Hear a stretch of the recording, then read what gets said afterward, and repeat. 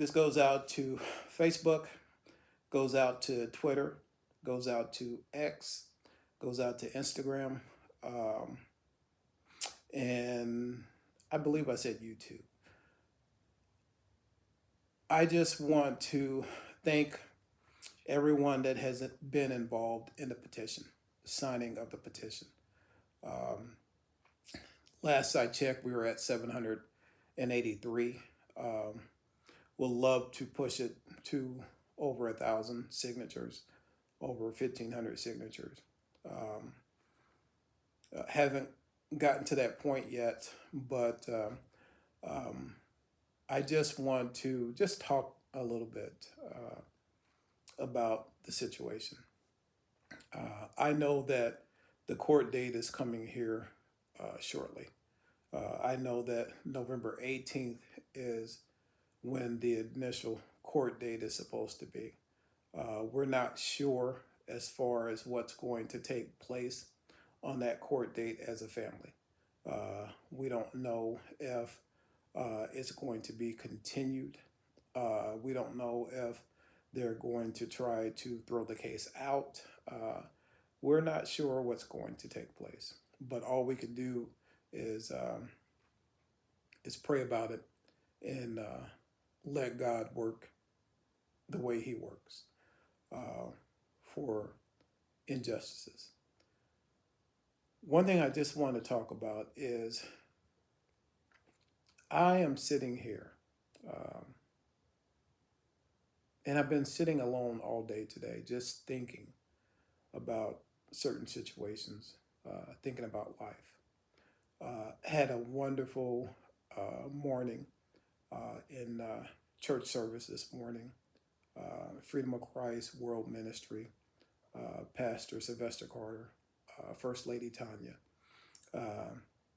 We had a visitor pastor today, Pastor Ronnie Carter, and his wife as well attended the church.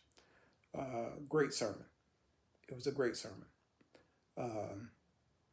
And after the sermon, pastor opened the door of the church for people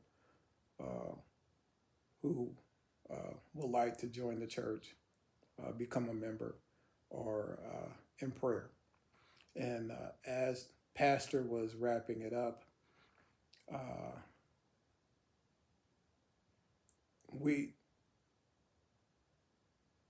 he looked at me and he said some words of total encouragement.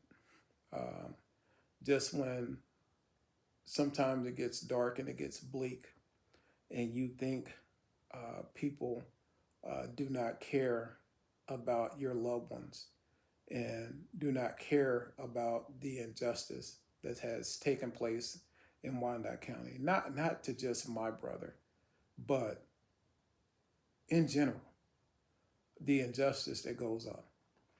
You know, you have a police officer, Gillespie, that was able to get people convicted, thrown in jail for unjust reasons. The way that he snaked around the community and did the injustice deeds to others and was able to get away with it. People aren't able to get away with it with just themselves.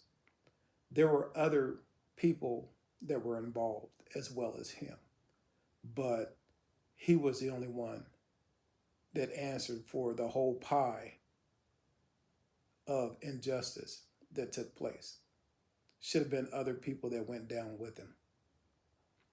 But again, we live in a community that is very good at sweeping stuff under the carpet.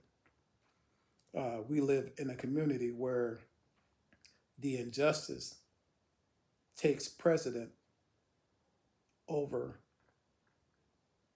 justice. I'm going to repeat that. We live in a community where the injustice takes precedence over getting justice. And it's like we're in a bubble. Here in Wyandotte County, we're in a bubble. And we have people that are so afraid to speak up and speak out because they don't want to offend the powers at be.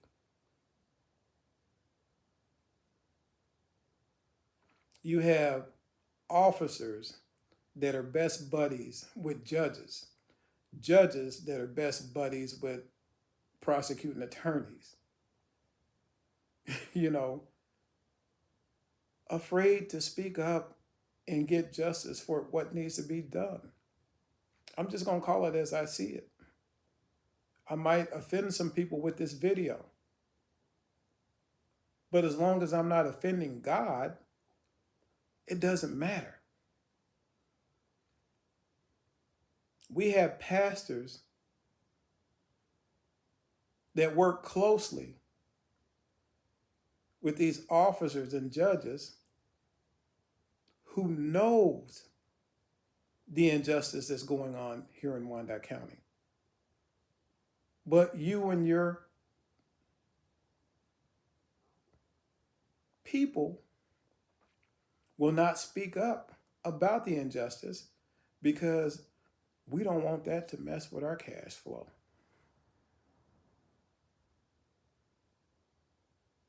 We don't want that to mess with our cash flow. That goes on both sides of the river. That goes on the Wyandotte County side, and that goes on the Kansas City, Missouri side. I remember growing up as a kid, and I remember watching Dr. Martin Luther King and his church people. And I remember watching the other civil rights leaders growing up as a kid, the Jesse Jacksons.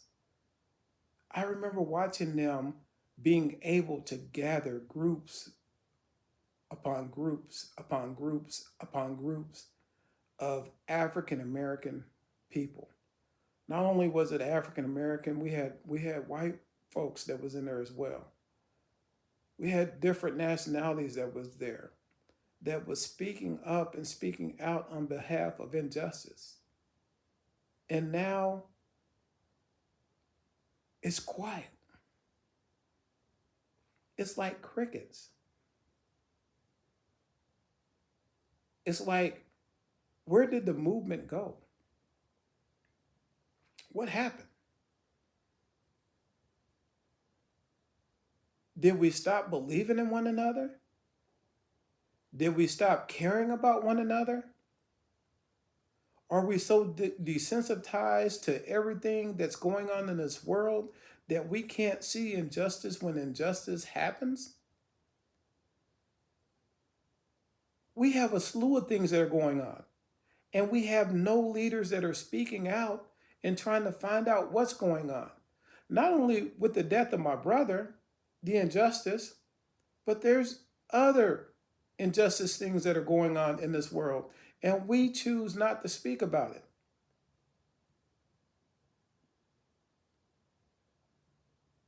Is that by design? I know this world is taking a turn for the worse. I know things seem bleak.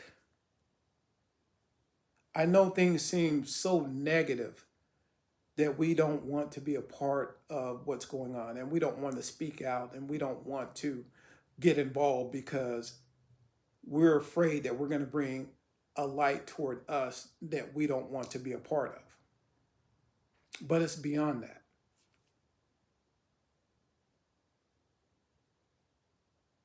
It's about speaking up and speaking out about not being afraid to let a system keep you so scared and so afraid and not able to see the wrong injustice that comes along, and you turn your head or a blind eye to it and say, no, that's not my battle.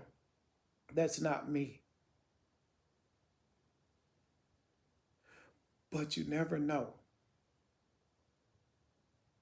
You never know when it's going to happen to your loved one. You never know when it's going to happen to someone that you love and someone that you care about.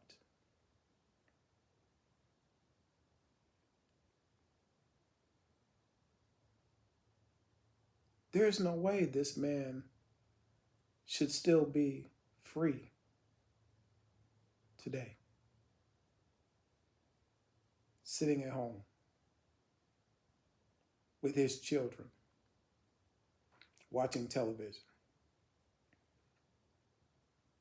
with his family, get ready to enjoy the holidays with his family. But yet,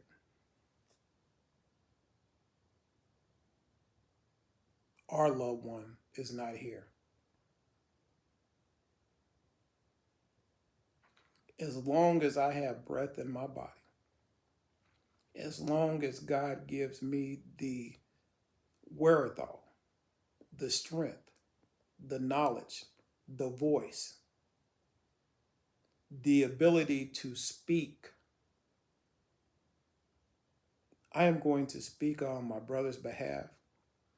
And if there's anyone else that has been unjustly harmed, I will speak out for them too.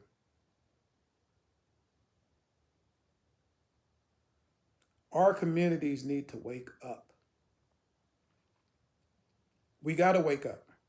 There are some things that are devilish that are going on in this world. We have children that are coming up missing. We have young ladies, young men that are missing on a daily basis. And nobody's speaking about it.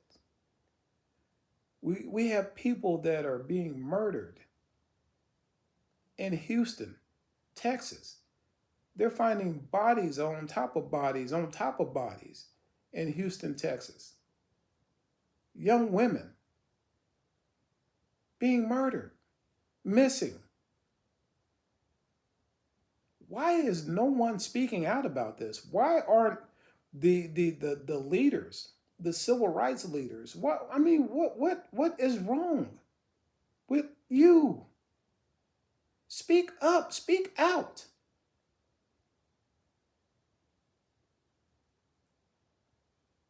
We are going backwards. We're not going forward. We're going backwards. This world is being set 60 to 65 years backwards versus going forward. We knew how to deal with adversity coming up as children. Not having food in the house. We had to use eat syrup sandwiches, bologna sandwiches.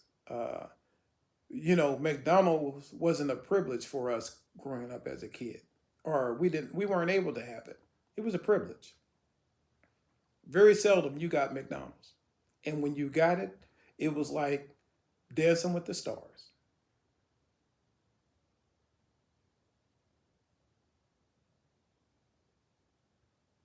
We are going backwards versus forwards.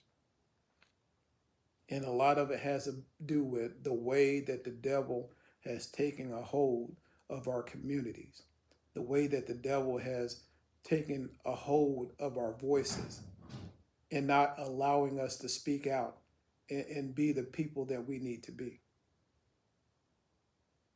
We need to speak up and speak out and allow God to manifest in all of us, to give us the strength and the wisdom to let our voices be heard, to let us gather in strengths and numbers, and to speak out and speak up for the injustice that has been done to not only Charles Adair, but other that has experienced the same injustice